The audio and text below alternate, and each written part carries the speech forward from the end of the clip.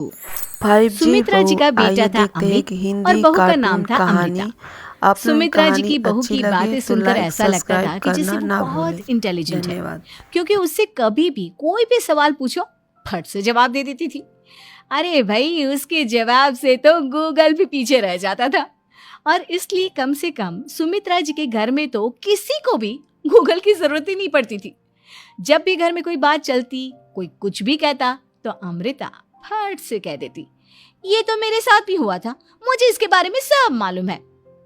एक दिन सुमित्रा जी अमित और अपनी बहू अमृता के साथ अमित के बुआ जी, फूफा जी यानी कि मुकेश और उर्मिला जी के यहाँ पर मिलने के लिए गए। अरे बहुत अच्छा किया अमित बेटा, इतने दिनों के बाद आए हो तुम। हाँ सुमित्रा भाभी, कभी तो आ जाया करिए अपने बच्चों को लेकर। आपकी बहू के आने से तो हमारे घर में भी रौनक आ गई है। वो क्या है ना, अमित ऑफिस के काम में बहुत बिजी रहता है, इसलिए उसे तो वक्त ही नहीं मिल पाता। अच्छा, लगता है नौकरी काफी मुश्किल है अमित की। अरे नहीं नहीं फूफा जी, ऐसी कोई बात नहीं है। आप तो जानते हैं ना, प्राइवेट जॉब में कितना काम होता है।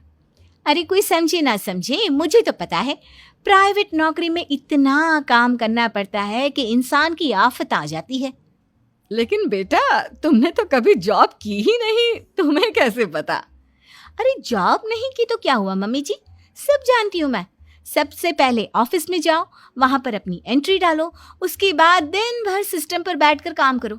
चारों तरफ कैमरे लगे होते हैं, आप अपनी नजर इधर की उधर नहीं कर सकते। उसके बाद दिन भर बॉस की चिक चिक सुनो, वो अलग से। यही सब होता है, मुझे ना सब पता है।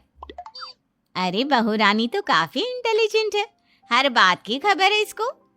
थोड़ी देर बाद अब देखिए सुमित्रा भाभी, इतने दिनों के बाद आई हैं आप, खाना खाकर ही जाना, ऐसे तो मैं आपको जाने नहीं दूंगी।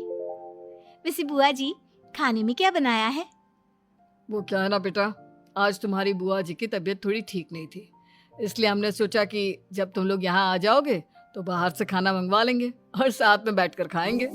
लेकिन बस प्रॉब्लम इतनी सी है कि मुझे बाहर से खाना ऑर्डर करना नहीं आता। सोचा जब अमित आएगा तो उसी को बोल दूंगी। अरे मुझे आता है ना, मैं कर देती हूँ ऑर्डर। बताइए क्या क्या मंगाना है आपको? इटालियन, कॉन्टिनेंटल, इंडियन, पंजाबी, सब पता है मुझे। क्या बात है बहू, क्या घर में भी खाना रोज बाहर से ऑर्डर करती हो? अरे नहीं नहीं नहीं बुआ जी, ऐसी कोई बात नहीं है, बस मुझे ना सब पता है। कोई बात नहीं अमृता, मैं अपने फोन से ऑर्डर कर देता हूँ। अरे क्या बात है, आजकल ऑनलाइन डिलीवरी पर कोई ऑफर नहीं चल रहा है, वरना काफी पैसे बच जाते। कैसी बात करते हैं अमित, मैं कह रही हूँ ना मुझे सब पता है। मुझे एक बहुत अच्छा ऑनलाइन डिलीवरी वाला मालूम है, जहाँ पर 50% ऑफ मिल जाएगा। और आज तो वैसे भी फ्राइडे है ना, फ्राइडे को तो उस पर 50-70% ऑफर मिलता ही मिलता है। अरे क्या बात है, इसके बारे में तो मुझे पता ही नहीं था।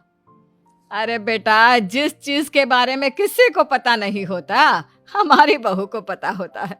एक काम कर, तू उसी को ऑर्डर करने दे। क्या बात है अमृता बेटा, तुम तो बहुत इंटेलिजेंट हो, सब कुछ जानती हो। कुछ दिनों के बाद सुमित्रा जी की कुछ सहेलियां उनसे मिलने के लिए आती हैं। अरे सुमित्रा बहन कैसी हो, बहू कैसी है तुम्हारी? अरे पूछिए मत, बहुत इंटेलिजेंट है मेरी बहू, सब कुछ जानती है। क्या बात है, बहू के आने के बाद तो औरतें दुखी हो जाती है, लेकिन तुम तो बहुत खुश लग रही हो। वो क्या है ना, मेरी बहू है ही इतनी अच्छी। अरे तो बुलाओ ना, हमारे साथ बैठेगी, बातें करेंगी तो हमें भी अच्छा लगेगा। सुमित्रा जी अमृता को बाहर बुलाती हैं और उसके बाद सब लोग बातें करने लगते हैं। क्या बताऊं, कुछ दिनों से घुटनों में इतना दर्द हो रहा है कि चला भी नहीं जाता।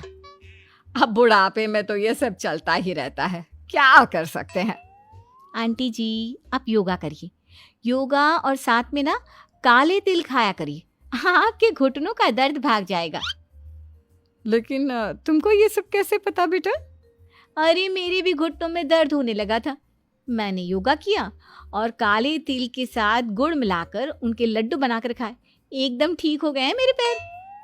अमृता, ये तुम क्या कह रही हो, इतनी कम उम्र में तुम्हारे